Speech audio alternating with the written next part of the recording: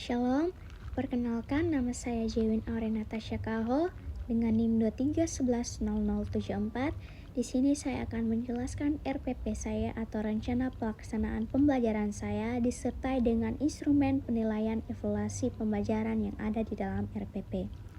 Dan di sini tugas ini sebagai pemenuhan ujian akhir semester dari mata kuliah evaluasi pembelajaran pendidikan agama Kristen atau PAK. Kita akan masuk dalam penjelasannya.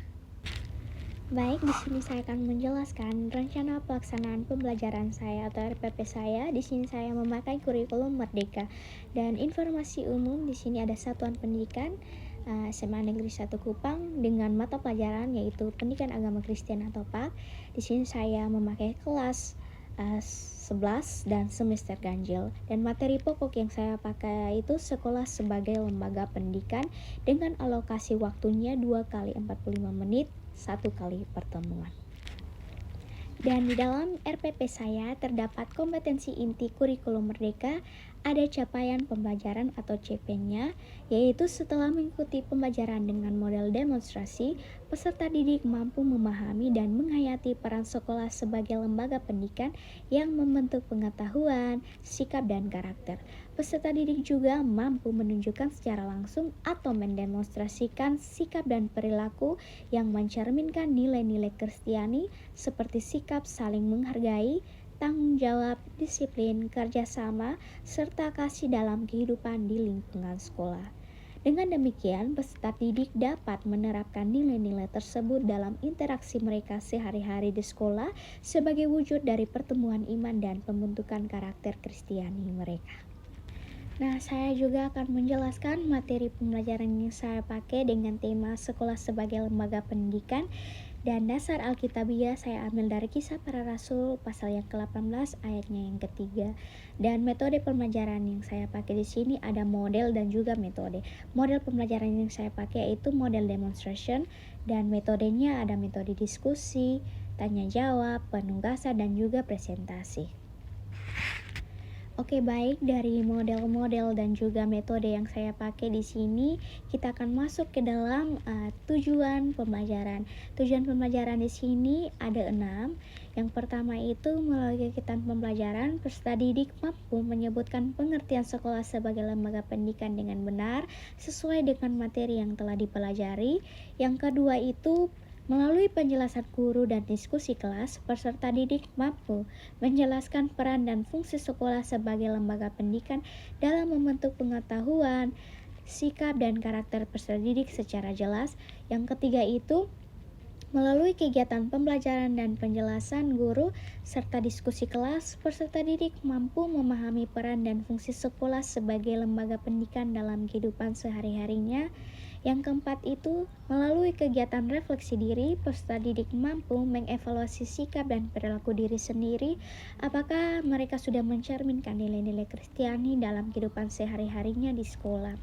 Yang kelima itu, melalui kegiatan pengamatan dan diskusi, peserta didik mampu menganalisis pentingnya penerapan nilai-nilai Kristiani dalam kehidupan bersama di lingkungan sekolah sebagai lembaga pendidikan. Dan 6, yang terakhir, melalui kegiatan demonstrasi, peserta didik mampu menunjukkan sikap yang mencerminkan nilai-nilai Kristiani seperti saling menghargai, disiplin, tanggung jawab, kerjasama, dan kasih dalam interaksi di lingkungan sekolah. Oke, baik, kita akan masuk ke dalam langkah-langkah pembelajaran. Yang pertama, pendahuluan sekitar 10 menit. Di dalam kegiatan pendahuluan, yang pertama itu guru melakukan pembukaan dengan memberi salam dan meminta salah satu orang siswa untuk memimpin doa bersama-sama. Yang kedua, guru menanyakan kabar peserta didik serta memberi motivasi, kemudian melakukan absensi dan ice breaking. Yang ketiga, guru menjelaskan kegiatan yang akan dilakukan dan tujuan dari kegiatan pembelajaran yang akan dilaksanakan. Berikutnya kita akan masuk dalam kegiatan inti sekitar 70 menit. Di dalam kegiatan inti itu ada orientasi peserta didik terhadap masalah.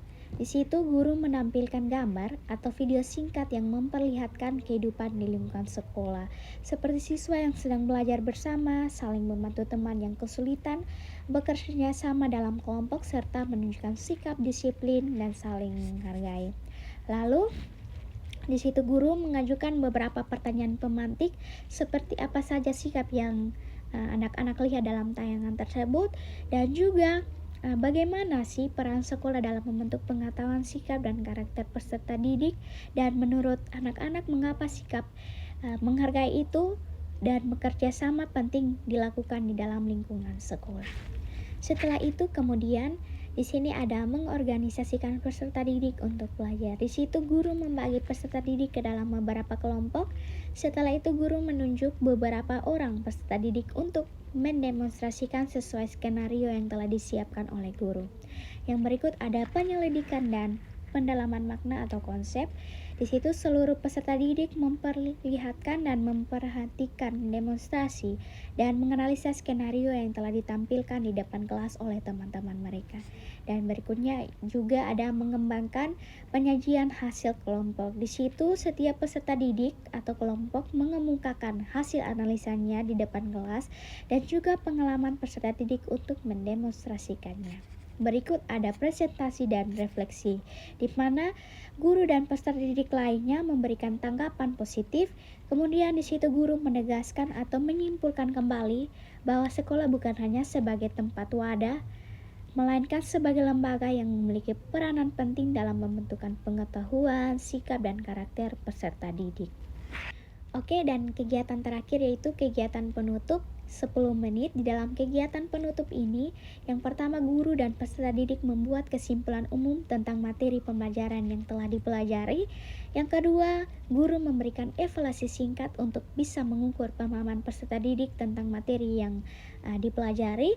Yang ketiga, guru meminta salah seorang peserta didik untuk bisa memimpin doa dan mengakhiri kegiatan pembelajaran. Selanjutnya kita akan masuk ke dalam tahap terakhir, yaitu pedoman penilaian yang saya gunakan. Dan di sini ada 3, yaitu ada penilaian asesmen secara kognitif, ada afeksi, dan juga ada psikomotorik. Yang pertama itu penilaian asesmen formatif kognitif. Di sini saya menggunakan soal esaian dan ada 3 indikator yang termasuk dalam kognitif.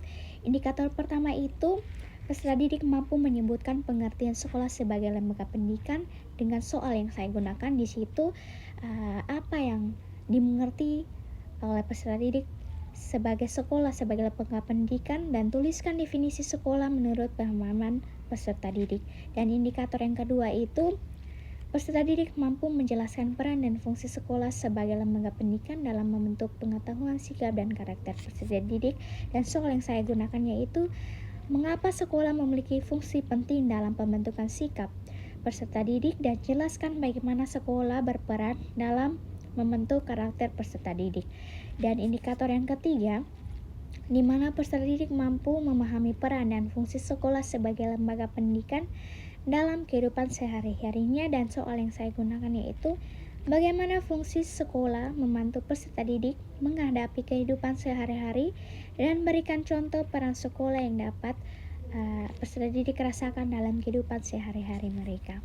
Dan di sini pedoman penskoran keterangannya itu skor 100 jika mampu menjawab dengan lengkap dan benar, skor 80 jika mampu menjawab dengan benar tetapi kurang lengkap, skor 60 jika jawaban sebagian besar benar, skor 40 jika jawaban kurang tepat, dan skor 0 jika tidak menjawab atau tidak relevan.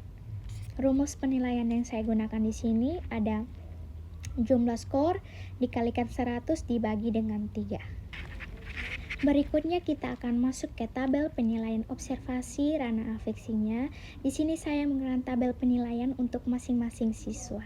Dan di situ di dalam tabel penilaiannya ada aspek penilaian dan deskripsi kriteria penilaian yang saya lakukan. Di sini ada yang pertama itu mampu menganalisis tugas dengan benar, di mana peserta didik mampu memahami tugas, mengidentifikasi permasalahan, serta memberikan jawaban atau analisis yang sesuai dengan materi dan tujuan pembelajaran.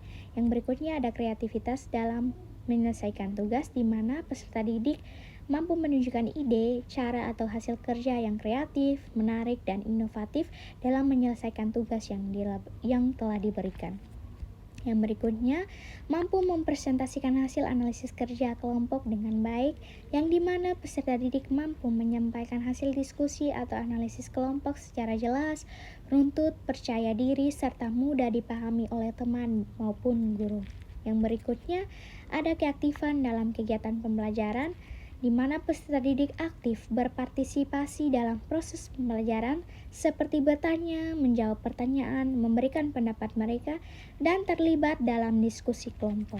Dan skor yang saya gunakan di sini ada 1 sampai 4, di mana 1 itu kurang, 2 itu cukup, 3 itu baik, 4 itu sangat baik. Dan nilai perolehan yang dipakai yaitu skor perolehan dikali 100 dibagi dengan skor maksimum. Selanjutnya kita akan masuk ke tabel penilaian terakhir, yaitu tabel penilaian keterampilan atau psikomotorik, yang dimana di dalam tabel penilaian keterampilan psikomotorik ini saya menilai 4 aspek, yaitu yang pertama disiplin dalam mengikuti pembelajaran, yang kedua tanggung jawab terhadap tugas, yang ketiga kerjasama dengan teman atau kerjasama kelompok, dan yang terakhir menunjukkan sikap sopan dan hormat. Dan keterangan skor yang dipakai di sini 1 sampai 4. Yang pertama itu kurang, yang kedua itu cukup, yang ketiga itu baik, dan yang keempat itu sangat baik. Dan di mana nilai ini diperoleh di sini, skor perolehannya dikali dengan 100 dan dibagi dengan skor maksimum. Oke, baik, sekian dari penjelasan dan penyampaian RPP atau Rencana Pelaksanaan Pembelajaran saya, disertai dengan instrumen evaluasi pembelajaran. Mohon maaf jika ada penyampaian dalam tutur kata. Sekian dan terima kasih. Shalom.